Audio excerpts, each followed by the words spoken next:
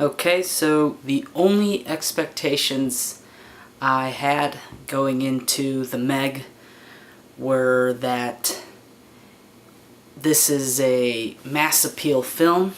It was funded by Chinese film studio and American studios, and it feels like it's a film that's meant to appeal to Western audiences as well as audiences in Asia. And usually when a film is like that, I am quite a bit skeptical. I don't expect much of it, but the Meg definitely caught me off guard, and it was a lot more fun and enjoyable than I expected it to be. Its trailer was pretty generic. It is what you see nowadays a lot of, is, have some old-timey music and cut to the beat, cut to like sounds and like of machine guns, and it's a trend or trope that I started noticing in a lot of trailers recently. I used to fawn over that kind of stuff, but now that every trailer starts to do it, it's not fun to see anymore. And it just looked pretty, generic.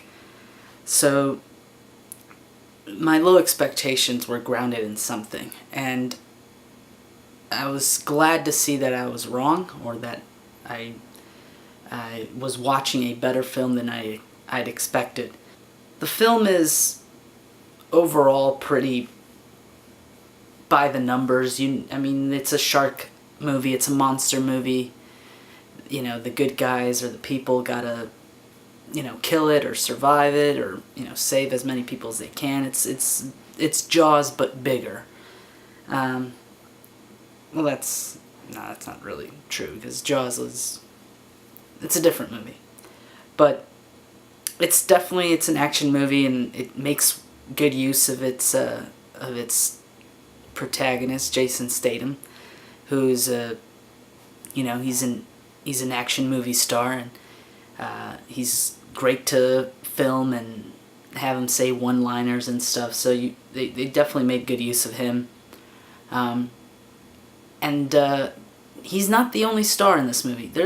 Everybody's pretty dang good. You got, his ex-wife character, the team of other scientists. There's the guy that plays Hiro in Heroes. Just a diverse cast of people. You got got a couple Asian actors. You got Rainn Wilson, who's playing a billionaire in this movie. That was unexpected, but yeah, it's a diverse cast of characters done right. It wasn't like thrown in your face in the advertising, and it's not, really being shoved down your throat or anything. It's just a nice, diverse cast of characters that can, and I imagine that's to appeal to all audiences, to kind of just cast a wide net, and everybody's got somebody up there representing them. That's the idea, I think, behind it. And it was, it's nice to see that. It was nice to see these characters actually, kind of bounce off one another and have their own characteristics, and just kind of feed the plot, move it forward in their own way, each one. Yeah, that's refreshing. You don't usually see that kind of attention given to characters in a big, dumb summer action blockbuster. They're usually all just comic relief or cartoonishly evil, or, they all had at least two sides to them, or at least help push the plot forward. And that's pretty good. That's pretty refreshing. I didn't expect that. And it's got a good tone. It never kind of deviates from its tone of scary shark, nice, funny, competent people. And those are the two forces that are in conflict in this movie. It's the people versus the shark, and some innocent bystanders as well, all Chinese. So yeah, the tone, it's great, it's consistent. It never got too dark or too goofy or too much on one end or anything. It was a nice consistent tone. They managed to balance that well. One thing that stood out was a scene with a bunch of Chinese beachgoers at a populated beach spot, and for like 2.5 minutes we get to know a few of the beachgoers. There's a kid that has his lollipop or whatever in the water, and he's separated from his mother. We have like the Chinese bros that are trying to hit on some Chinese babes, and there's some subtitle reading for like 2.5 minutes, and it was fine. It didn't feel like it was pandering to anybody in specific other than Chinese people, but for just 2 minutes, and since the movie takes place there, it's kind of justified. It takes place off the coast of China.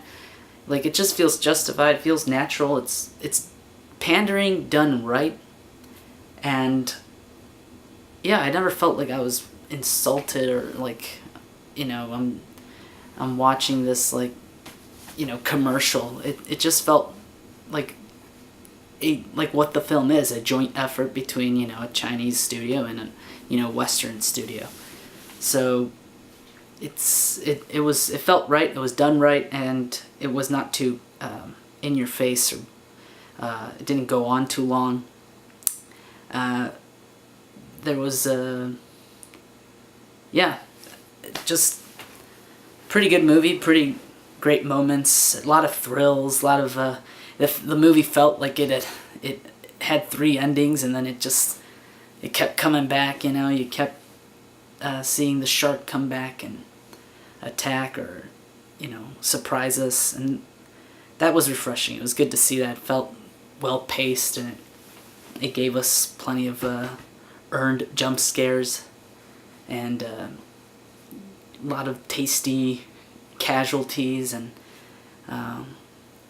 yeah, I mean, I can't remember the last time a dumb action summer blockbuster made me kind of care about the characters that were getting killed off. And as unfortunate as it is when you like a character and you see them killed off, you're kind of happy that you're watching a film that was good enough to do that, though.